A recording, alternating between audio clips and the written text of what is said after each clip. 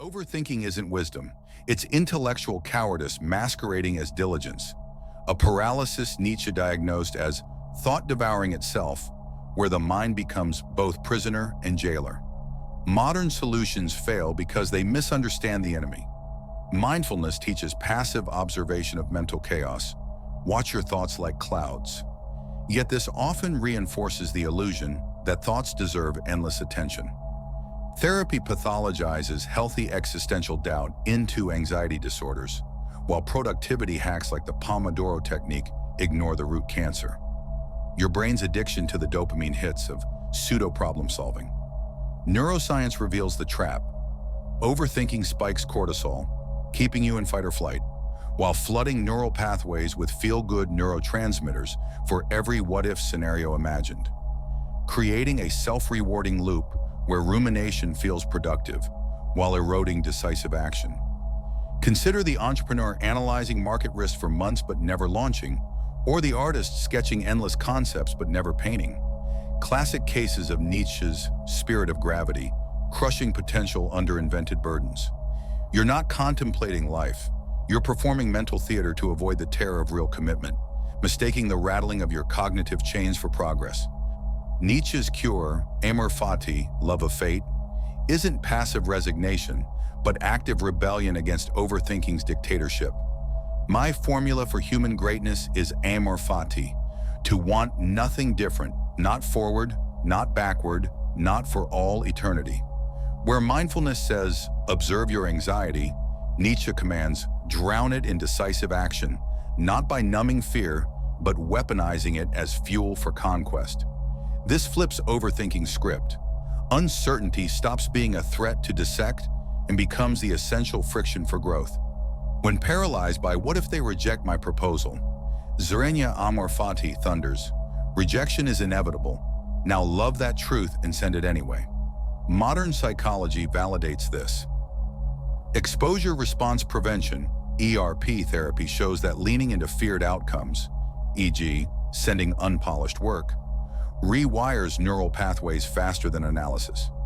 Your anxiety isn't malfunction. It's your will to power screaming to be unleashed. Nietzsche exposes overthinking as spiritual hoarding, cluttering your mind with hypothetical futures to avoid the sacred responsibility of choosing. Stop dissecting life like a lab specimen and bite into the raw fruit of existence, seeds and all. To ignite Nietzsche's cognitive revolution, you must launch a three-front assault on overthinking's biological strongholds, beginning with dopamine detoxification through physiological shock.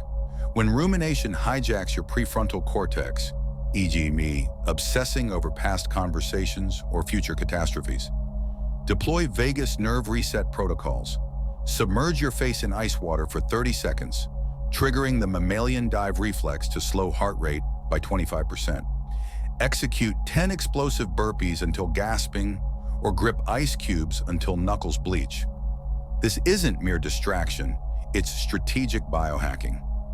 The noradrenaline surge temporarily disables default mode network hyperactivity, the brain's overthinking circuit, while activating the locus coeruleus, flooding neural pathways with alertness chemicals that break obsessive thought loops. Second, impose the 90-second decision rule, a surgical strike against analysis paralysis. For non-lethal choices, career pivots, creative launches, vulnerable conversations, set a timer.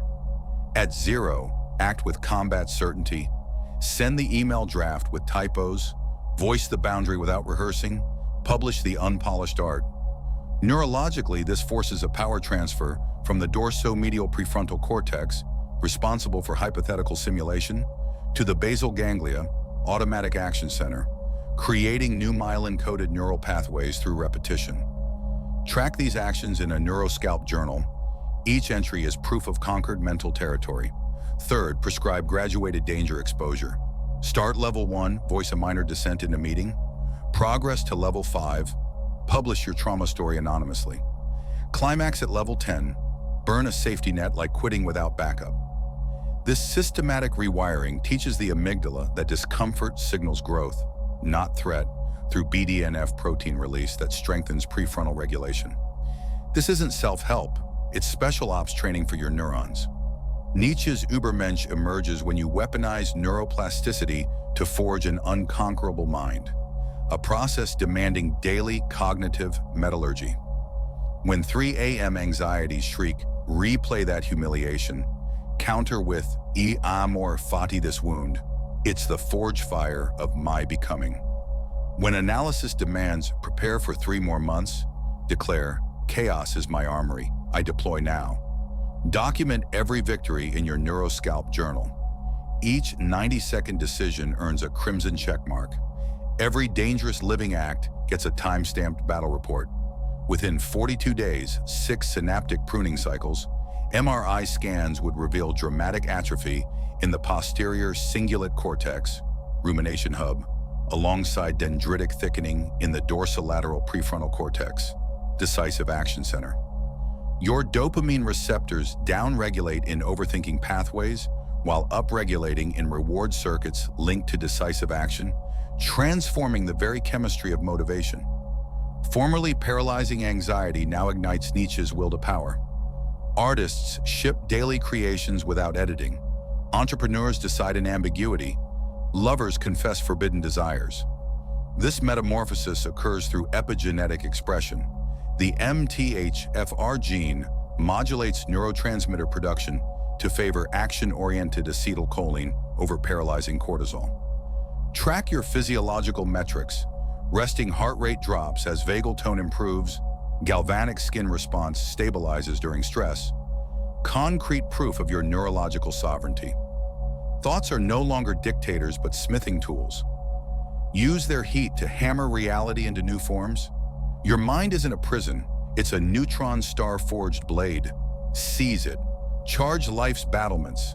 Let the Overman's war cry echo in your synaptic trenches. Become or perish. This is your moment of reckoning, the precipice where overthinking's chains either shatter or enslave you for lifetimes yet unborn. Feel it in your bones, that electric surge when you choose action over autopsy, when you roar, fate beloved, into anxiety's teeth. Your victories compound, not in spreadsheets but in the silent midnight hours where old ghosts whisper, "What if?" and you laugh, rolling over to sleep like a spent warrior. Streets once fogged with hesitation now crackle with clarity. Conversations once dissected for days flow like wild rivers. You'll catch yourself moving with new rhythm. Decisions snapping like thunder, hands reaching without permission, words tearing free like arrows from a bow. This is the Overman's awakening.